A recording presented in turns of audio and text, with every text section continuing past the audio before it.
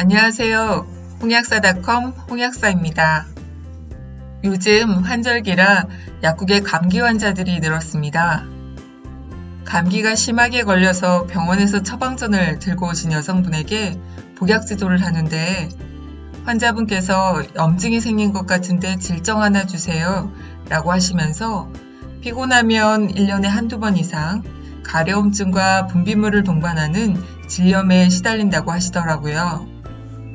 질염에 도움이 될 만한 제품을 추천해달라고 하시길래 말씀을 나누고 제품을 추천해드렸습니다. 그래서 오늘은 여성들만의 고민인 질염에 대해서 알아보겠습니다.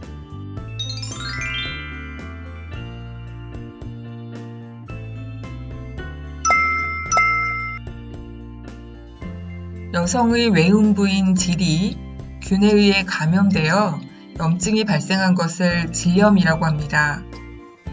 질염의 일반적인 증상은 냄새와 분비물인데 분비물이 증가하는 원인은 꼭 질염이 아닌 경우도 있으므로 무조건 질염으로 치료하시면 안 됩니다.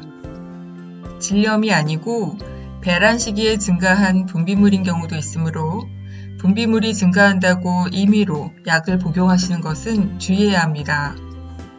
질염은 원인에 따라 세균성 질염, 트리코모나스 질염, 칸디다 질염으로 나뉘기 때문에 구분해서 말씀드리겠습니다.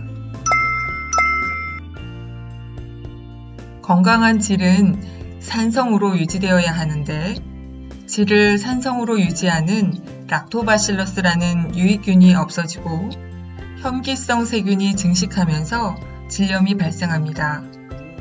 유산균은 질 분비물의 산성도를 유지하는 데 중요한 역할을 합니다. 락토바실러스란 단어를 들어보신 적이 있으시죠? 제가 프로바이오틱스에 대해서 설명할 때 말씀드렸었는데 그 동영상을 안 보신 분들은 나중에 한번 확인해 보세요.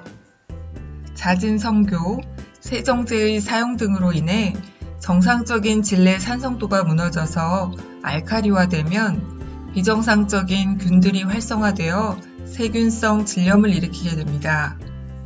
질 내에 정상적으로 존재하는 락토바실러스 유산균은 한번 없어지고 나면 다시 서식하기가 어려워 세균성 질염은 재발이 잘 됩니다. 세균성 질염의 증상은 묽으면서 회백색을 띠는 질 분비물이 발생하고 성교 후에 비린내 같은 냄새가 납니다. 그리고 가려움증과 성교 시 통증이 있을 수도 있습니다. 병의원에 방문하여 진료를 받은 후 항생제를 처방받으시는 것이 가장 효과적입니다. 치료 중에는 금주를 하여야 하며 가급적 성관계를 삼가하는 것이 좋습니다. 트리코모나스 질염은 트리코모나스라는 원충에 의해 감염되는 질환입니다. 트리코모나스 질염의 가장 흔한 전염 경로가 성관계이긴 하지만 해당 원충이 물에서도 움직일 수 있는 능력이 있으므로 목욕탕이나 수영장, 깨끗하지 못한 변기, 젖은 수건 등을 통해서도 감염될 수 있습니다. 복잡한 생활 환경, 문란한 성관계, 피임약의 광범위한 사용 등 다양한 원인으로 인해 발생 빈도 및 재발률이 증가하고 있습니다. 증상이 없는 경우도 있지만 기포가 많은 녹황색의 놈 같은 분비물이 발생하고 악취를 동반합니다. 화끈거림, 가려움증, 배뇨곤란 등을 호소하는데 월경 중반과 후반에 분비물이 약화됩니다. 질과 자궁 경부가 염증으로 빨갛게 부어올라 딸기처럼 보이기도 합니다. 항생제를 통해 치료해야 하며 다른 성병의 가능성이 있으므로 클라미디아, 매도, 에이즈 검사를 시행하는 것이 좋습니다. 트리코모나스 질염은 감염된 여성과 한 번의 성접촉 시에도 70%의 남성이 감염되어 다시 다른 여성에게 전파된다고 하므로 남녀가 함께 치료를 받아야 합니다. 칸디다 질염은 임산부나 당뇨병 환자처럼 면역 기능이 저하된 상태에 있거나 광범위 항생제를 장기 복용하는 경우에 잘 생깁니다. 또 꽉 조이는 바지나 수영복을 오랜 시간 착용하는 생활 습관은 칸디다 질염과 같은 곰팡이성 질염을 악화시키는 원인으로 작용합니다. 여성들에게 가장 흔하게 발생하는 질염으로 여성의 약 75%가 적어도 한 번은 경험하며 약 5에서 10%는 질환이 반복된다고 합니다. 이 질환을 일으키는 가장 흔한 원인균은 칸디다 알비칸스라는 진균으로 칸디다 질염의 85에서 90%를 차지합니다. 가장 흔한 증상은 외음부와 질의 심한 가려움증과 화끈거림입니다. 성교 및 배변 시 통증을 동반하며 치즈나 우유 찌꺼기 형태의 진하고 하얀 분비물이 확인됩니다. 일반적으로 치료 시에 항진균제의 약물을 복용하거나 질정이나 크림을 사용하게 됩니다. 이 세 가지 이외에 폐경 이후의 여성에게 나타나는 위축성 질염이 있습니다.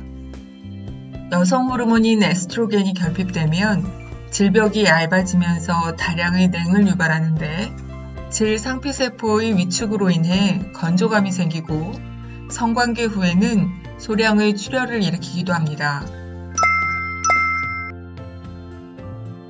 첫째, 프로폴리스가 도움이 됩니다. 프로폴리스는 많은 종류의 플라보노이드를 함유하고 있기 때문에 항균 작용을 돕고 진균류의 활성을 억제하는 효과를 냅니다. 칸디다성 질염뿐 아니라 균의 감염으로 인한 여성 생식기 질환에 효과를 볼 수 있습니다. 천연 항생제의 역할을 하기 때문에 프로바이오틱스를 함께 복용하실 경우에는 2시간 이상 간격을 두고 복용하시는 것이 좋습니다. 두 번째로는 프로바이오틱스입니다.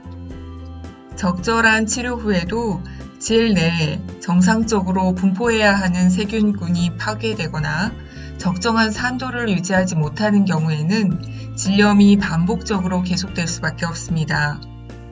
항생제를 남용하는 경우 질 내부에 존재하는 이론균까지 사멸시킬 수 있기 때문에 필요 이상으로 복용하지 않아야 합니다.